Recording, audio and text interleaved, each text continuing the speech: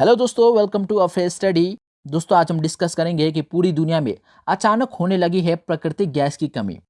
जी हाँ दोस्तों, जैसा कि आप सभी को पता है कि इस समय पूरी दुनिया एनर्जी का संकट का सामना कर रही है। दोस्तों, कहीं प्राकृतिक गैस तो कहीं कोयले की कमी से ऊर्जा जरूरतों को पूरा करना चुनौती बन गया है। दोस्तों, हमने पहले देखा था कि किस तरीके से ब्रिटेन में फ्यूल क्राइसिस हमने देखा था, जहां पर कैसे पेट्रोल की मारामारी हो पड़ी थी। दोस्तों, ब्रिटेन में ऐसा नहीं था कि पेट्रोल बिल्कुल ही नहीं था। दोस्तों, ऐसा है कि पेट्रोल ब्रिटेन में था, उसके पास स्टॉक थे, लेकिन वो पेट्रोल पंप पर नहीं थे, बल्कि वो कंपनियों के पास थे। दोस्तों, इसकी मुख्य वजह है ट्रक ड्राइवर्स की कमी। दोस्तों, मैं आपको यहाँ पर बता दूं कि ब्रिटेन में अभी के समय में लगभग 1 लाख ट्रक ड्राइवर्स की कमी है, जिसकी वजह से पेट्रोल कंपनियों से पेट्रोल पंप तक पेट्रोल ले जाने वाले ट्रक ड्राइवर्स की कमी के चलते ब्रिटेन में फ्यूल क्राइसिस देखने को मिला था, जिसके लिए ब्रिटेन सरकार को वहां की आर्मी को स्टैंड बाई पर भी रखना पड़ा था। दोस्तों, आज के दिन में अगर हम भारत में भी देखें तो कई पावर प्लांट पर कोयले की आपूर्ति कम होने की बात कही जा रही है।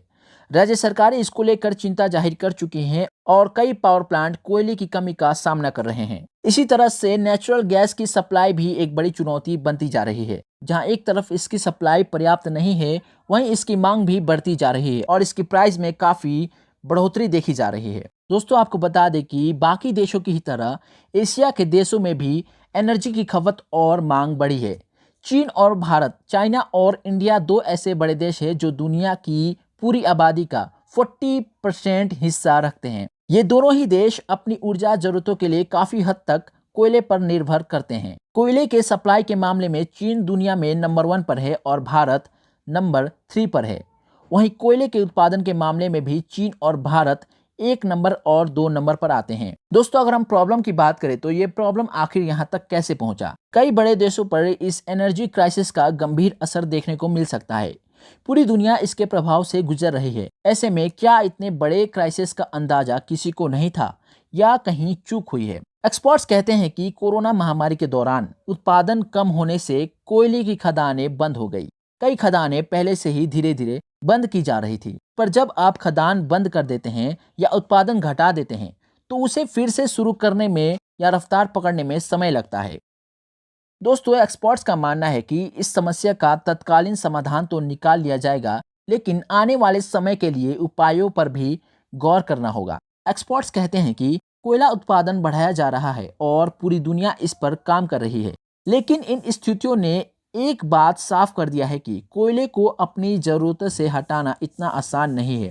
वो कहते हैं, बीच में एक समय आएगा जब कोयले और अन्य ऊर्जा संसाधनों के साथ जीना पड़ेगा। अभी हम 100% शिफ्ट नहीं कर सकते हैं, क्योंकि नेचुरल गैस का उत्पादन सीमित है और नौकरनीय ऊर्जा की अपनी सीमाएं हैं। दोस्तों, अभी के समय में क्या हो रहा है कि भारत में कोयले की कमी के चलते पिछले कई दिनों से बिजली की कमी का संकट बताया जा रहा है।